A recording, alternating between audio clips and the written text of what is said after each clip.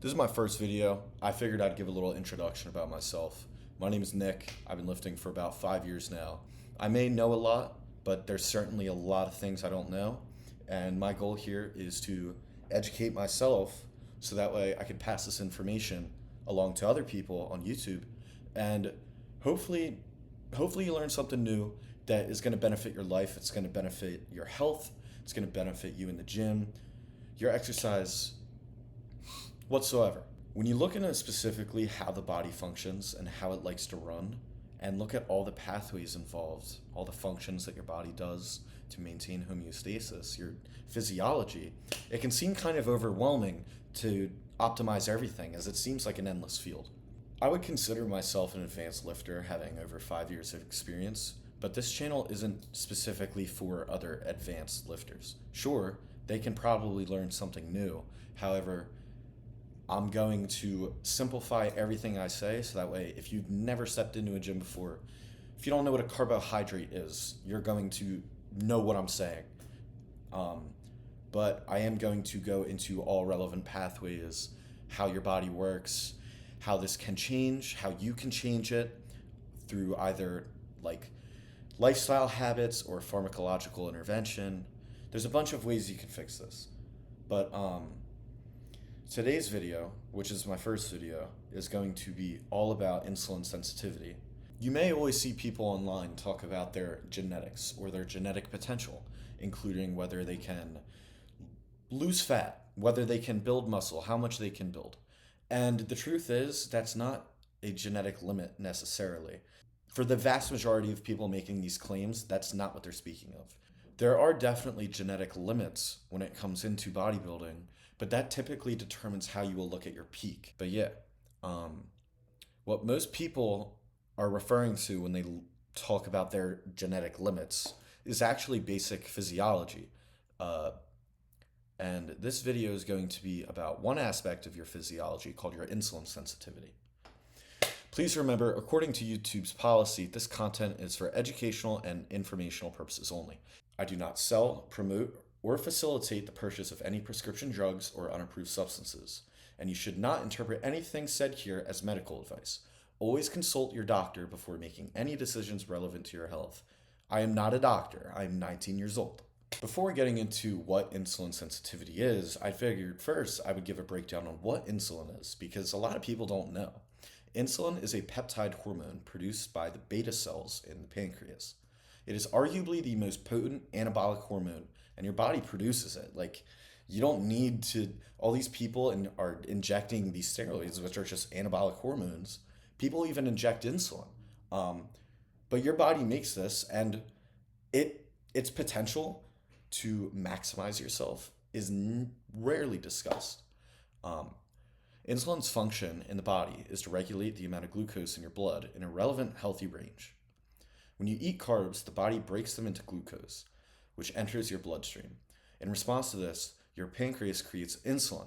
Insulin then binds to the receptor on the cell, most notably muscle, fat, and liver cells. This action signals those cells to open up and absorb glucose from the blood to be used for energy. This means insulin is a crucial nutrient driver for your body.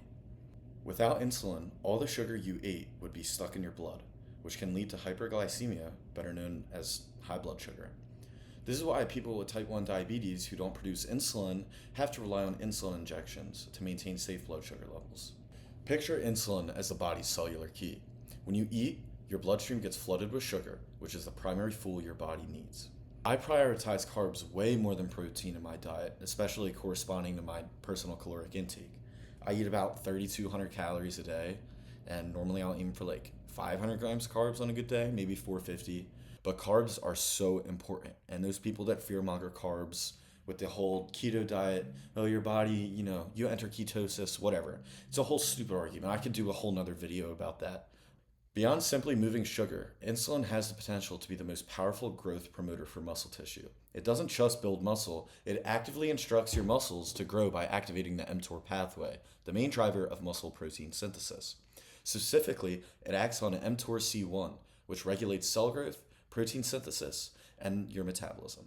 Insulin stimulates AKT, which in turn inhibits TSC2, allowing the mTOR C1 to activate downstream targets, such as S6K1 and 4EBP1. This pathway is crucial for nutrient storage and protein synthesis. Equally important is insulin's role as a strong anti-catabolic agent, inhibiting the breakdown of muscle protein by suppressing the ubiquitin proteasome pathway, which is the cell's system to dispose of waste. A lot of big words. All that means is that insulin stops the muscle cells it interacts with from breaking down, and that insulin builds muscle while preserving it. So, you're getting a lot of new gains and you're not losing any that you already made.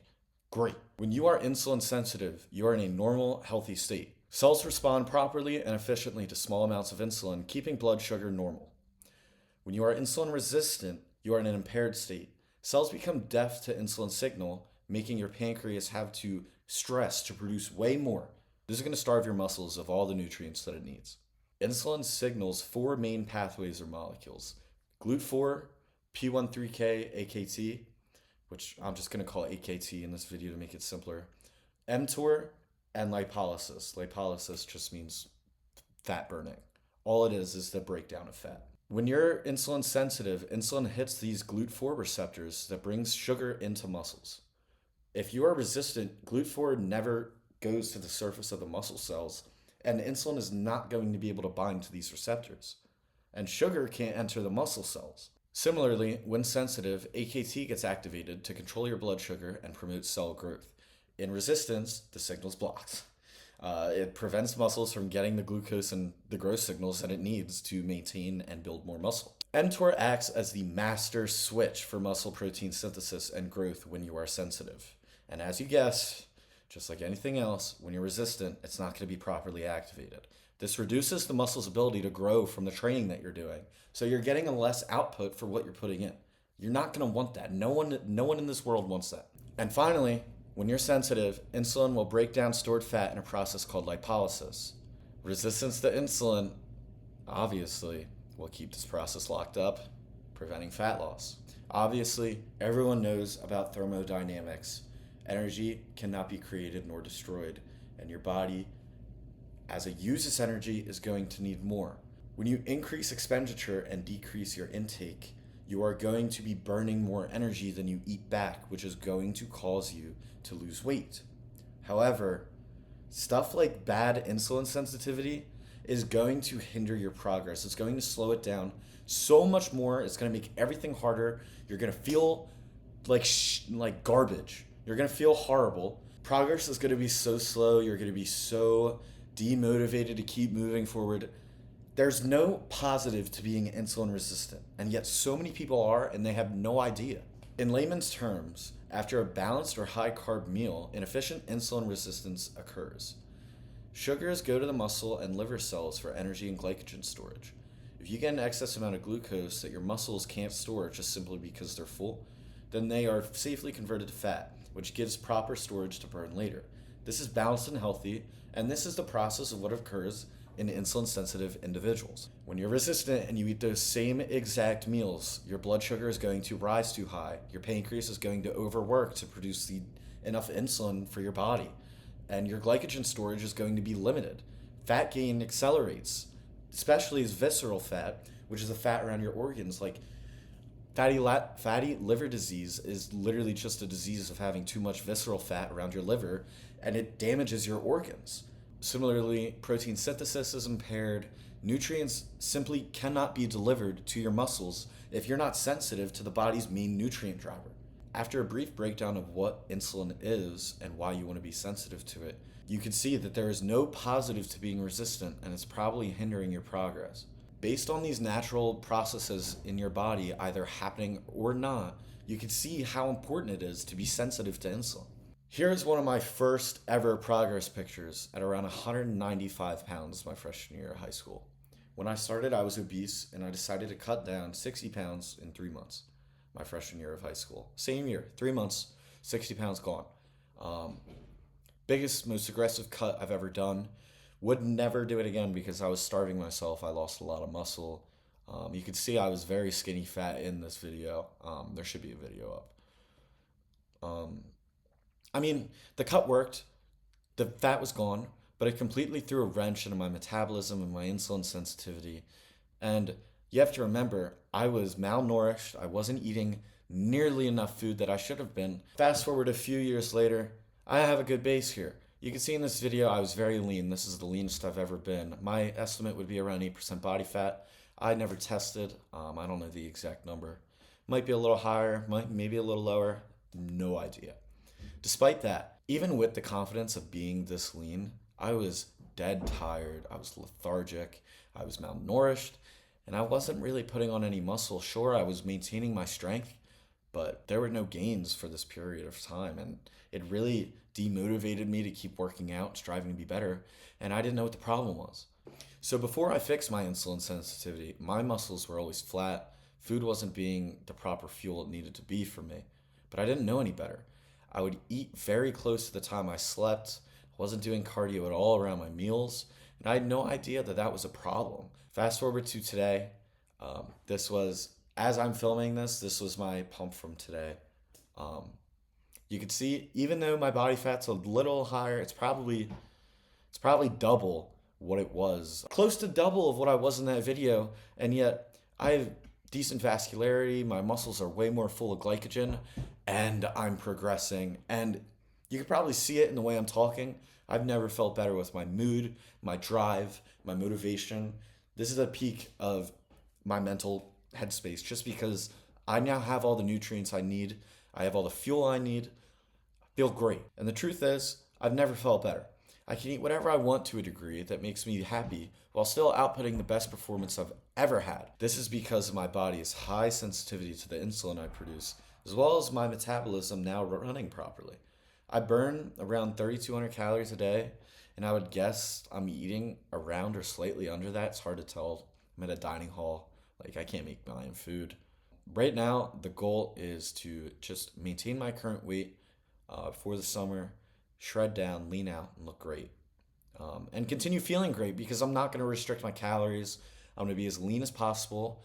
My glycogen as full as possible. I'm going to look the best this summer just because now I know more. Knowledge is power, believe it or not. Sure, there's a billion things to learn, but if you spend time researching and then apply it to your life, it's going to be very beneficial for you. Before I was so uneducated before. I was guessing with my lifts. I was guessing with my nutrition. Don't want to do that. When the knowledge is out there, you just have to go find it. And that's really the whole reason I'm making this whole YouTube channel, is because I want to share my findings and hopefully educate some people. Now, fixing this problem is very important, but how do you identify if that problem pertains to you? When mentioning the topic of insulin sensitivity to a few of my friends, even some who have a few years of lifting under their belt, it was a foreign topic for them that they've never heard of.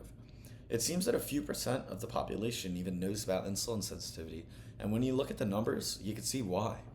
A study from N. Haynes reports that insulin resistance rose dramatically across adults in the United States, going from 24.8% in 1999 to 38.4% in 2017. But it's not just adults that this affects.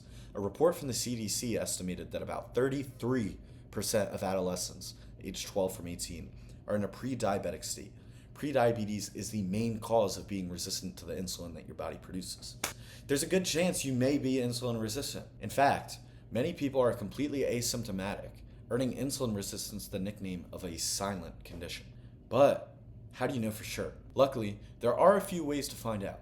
You can invest in a glucose... Ooh, let me get mine! You could invest in a glucose monitor and check your fasted blood glucose levels to identify a good starting point. I bought this for $20 on Amazon. They're pretty easy to get. An optimal range of what you should look for is between 70 to 85 milligrams per deciliter, but medical guidelines define anything normal as under 100 milligrams. Obviously, the closer you get to 100, the closer you're getting to a pre-diabetic state. Clinically, prediabetes is, you're considered a pre-diabetic if your blood sugar fasted in the morning is between 100 to 125. So you don't want to be close to the 100. There are other ways to check. You could get your HbA1c checked in a blood test. HbA1c is a 3-month average of your blood sugar Smoothing out daily fluctuations. Optimal levels are typically between 5% and 5.5%, but anything under 5.7% is considered normal. Anything under 1.5 is considered good, with a ratio greater than that suggesting insulin resistance and that your LDL particles profile is potentially damaging your arteries. But the best way to check, the gold standard for identifying an insightful test on your own, is getting your fasting insulin checked. You can get a test for that to identify your HOMA-IR. The HOMA-IR is a calculation of your fasting insulin multiplied by your fasting glucose divided by 405, at least when using measurements in the United States. This is a direct measure of your pancreas workload. Ratio lower than 1 means you have optimal insulin sensitivity. 1.19 is a normal range, but you have to remember, as this goes up, it means that your pancreas is doing more and more and more work. So you don't want it to be high at all. In fact, when it's 1.9 or higher, you're pretty much insulin resistant. And I think 2.9 or higher is pre-diabetic. However, let's say you're 14 or you're in some sort of situation where you can't test any of these. Try to look for some common indicators. Something where you feel sleepy after food, especially a meal with high carbs. This is a typical food coma people speak about. They're just insulin resistant. That doesn't exist in healthy individuals. All right, based on my definition of how to identify if you are sensitive or resistant, let's say you are one of those individuals that are sensitive. That is great. That means you follow healthy habits. You may provide supplementation in certain pathways to add this. You're considered a healthy individual and your body is using the fuel that it needs properly. If you identify yourself as insulin resistant from this video, that sucks, but luckily it is fixable. First, I'm going to tell you what works best and what's backed by science. The first tier of intervention for insulin sensitivity is non-negotiable lifestyle tips. You need to be exercising, both resistance training and zone 2 cardio. Low intensity, steady state exercise, like zone 2 cardio, will enhance mitochondrial function and make muscles more efficient as using fat for fuel, while also obviously burning calories, adding to your body metabolic rate. Resistance training will increase muscle mass, and with muscle being your body's highest target for glucose disposal, more muscle directly correlates to better glucose control. Equally important is your dieting strategy. Reducing things like processed carbs and added sugars from your diet is very important because those are the primary drivers of chronic hyperinsulinemia. Instead, you should be focusing on whole, complex carbohydrates. Now, don't get me wrong, I will have my occasional fast carbs before the gym. Carb timing is another very important thing. That's definitely going to be another video along the road, but we'll get there then. Another crucial implementation I added to my life that has shown nothing but benefits is a 15 to 30 minute walk immediately after eating any of my meals. That's why I got some Chick-fil-A in here, but I got to walk after I eat it, and I really want to finish this video, so I'm going to wait to eat. Doing cardio after raising your blood sugar is going to blunt the total spike of that blood sugar through an insulin-independent pathway, which only provides benefits. Now, those lifestyle tips are great, and remember, they are non-negotiable. But let's say you want to take it to the next step. This is tier 2, where you can add in supplementation. But you have to remember that supplementation is adjuvant to these tier 1 tips. You cannot take a supplement and not train or not exercise and expect it to work. That's not how this works. Some notable options with heavy support from research include activating your AMPK pathway with something like berberine. This is dihydroberberine. It's just a more bioavailable form. That's a whole nother adjuvant. I could go into supplements in their most bioavailable forms in a completely separate video, give a whole breakdown of everything. I could do that because supplementation is another thing I really like to learn about. But that's for another video.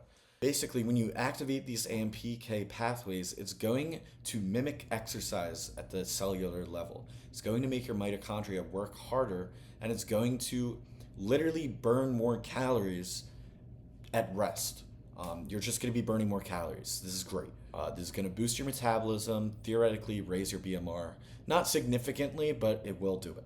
The next supplement recommendation I could give, I would recommend this to anyone, is magnesium. Many studies show an inverse correlation between magnesium supplementation and the risk of type 2 diabetes. Magnesium has a multitude of other benefits. My recommendation is magnesium glycinate. I take this before bed. It even has benefits for sleep. Um, if you want to look for a good form, I suggest aiming for 200 milligrams of elemental magnesium glycinate. You have to remember, um, I have I have an old bottle somewhere. Let me grab it. So this is another side note on just supplements. If you look, this is an old brand of magnesium glycinate, and remember, I'm not sponsored by any of these companies, um, but it says 400 milligrams per capsule, and if you look at the back, sure, it does have 400 milligrams of magnesium glycinate, but above it it says magnesium as magnesium glycinate in parentheses, and it's only 60 milligrams. That is the elemental magnesium. That is what is important here. So I would take 4 of these every day to provide myself with enough elemental magnesium. With something like this, you only need to take 3 because this is a good bioavailable form. NutriCost is a great company. I'd buy a lot of their stuff. My final supplement recommendation for this would be a high dose omega-3 fish oil supplement. I would look for a minimum of 4 to 6 grams of fatty acid total. And if you want to get specific and look for the best, you want to look for high EPA and DHA count, which are just 2 forms of these fatty acids. And if you want the most bioavailable for your body, you want to look for them in an RTG form. I could go more in on this if someone asks. All right, that's a bunch of supplement bullshit. Next topic. Moving on to a more advanced scientific analysis of this whole process, you can see how interacting with some of these pathways may enhance your insulin sensitivity and in return, your metabolism. The important pathways relevant here are the AKT pathway, GLUT4 translocation, and mTORC1 activation. In order, AKT gets activated, sending GLUT4 to the cells, and then in a separate pathway that doesn't overlap, mTORC1 initiates the process of turning amino acids into muscle protein. All of these pathways are activated when you are insulin sensitive. Theoretically, they can be modified through pharmaceutical intervention, but please view the YouTube medical disclaimer at the start of the video. This is not medical advice. This is just an analysis of my research. Theoretically, while this can be modified, you have to remember, I am not a doctor. I am not telling you to seek these medications. I am simply going to identify the types of intervention based on pathways relevant to this topic. The top 3 intervention methods most researchers would relate to the subject are PPAR agonists, AMPK activators, and GLP-1 dual or triple agonists. PPAR stands for peroxisome proliferator activated receptor. There are 3 subtypes of this receptor: alpha, gamma, and delta. When these receptors are agonized or activated, they each have their own unique function. For example, when alpha gets activated, fatty acids start oxidizing, and it acts as a lipid sensor, with the primary tissue affected being the liver. When gamma gets activated, it reduces free fatty acid, which therefore improves insulin sensitivity at the adipose tissue. And when delta gets activated, it regulates energy expenditure by promoting mitochondrial biogenesis and fatty acid oxidation. All 3 of these receptors show promising, benefiting results, and the pharmacological advancements on these agonists are progressing every day. Improving your insulin sensitivity is one thing, but the combination of all 3 of these would do that while also making your metabolism even more efficient, theoretically.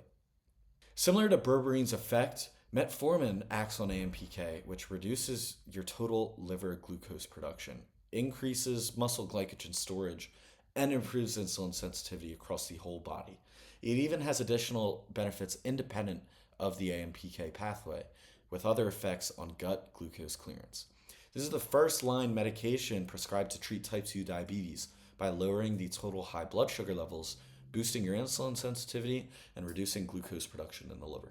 Lastly, the GLP-1 agonist, semaglutide, more commonly known as Ozempic, works by agonizing the GLP-1 receptors, which increases insulin secretion when your blood sugar is high, slows your stomach emptying, and reduces your total appetite. In addition to just activating the GLP-1 receptor, there are dual and triple agonists. Additionally to the GLP-1 agonists, dual agonists do exist, like tirzepatide. This activates both GLP-1 and GIP receptors, which contain all the previous effects, plus the added fat metabolism regulation, potential pancreas protection, and, of course, GLP-1 synergy you get from the activation of GIP. They work together to make a stronger glucose control and greater weight loss than a single agonist. In more recent studies, a triple agonist has been made. Although not yet approved by the FDA, these act on both GLP-1, GIP, and additionally they act on the glucagon receptor. And when you activate the glucagon receptor, it raises your blood sugar. But you shouldn't be scared of that because you're already activating GLP-1 and GIP. This is going to keep your glucose under control. Glucagon will boost energy expenditure and fat burning and add to your body metabolic rate. Again, these are just theories when looking at pathways. No medical advice. To wrap everything up, insulin sensitivity is arguably the most important thing for muscle growth while staying in an optimal fat-free mass index, and yet it is not talked about nearly enough as it should. After watching this video, you should be able to determine if you are insulin sensitive or not, and if you aren't, you now know how you can fix it. For anyone interested in diving deeper into the topic, look into the types of chemicals that researchers are using to activate these receptors. There seems to be advances in this field every day, so there's a lot to go over. But hopefully the general point of this video gets across, and I hope you learned something new today. Alright, that's it for this video. I'll see you in the next one.